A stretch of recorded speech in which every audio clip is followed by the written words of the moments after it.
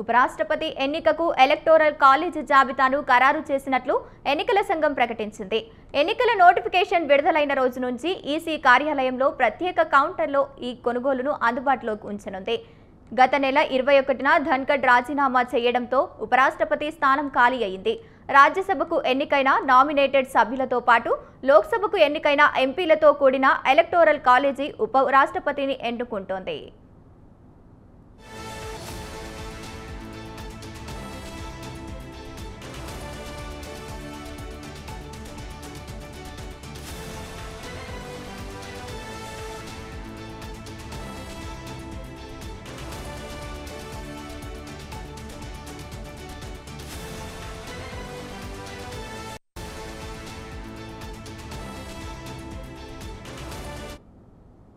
లోక్సభలో మొత్తం సీట్ల సంఖ్య 543 కాగా ఒక సీటు ఖాళీగా ఉంది. రాజ్యసభలో 245 స్థానాలకు గాను 5 ఖాళీగా ఉన్నాయి. దీంతో ప్రస్తుతం ఉభయ సభల్లో మొత్తం సభ్యుల సంఖ్య 782గా ఉంది. ఉపరాష్ట్రపతి ఎన్నికల్లో గెలవాలంటే 392 మంది ఎంపీల మద్దతు అవసరం.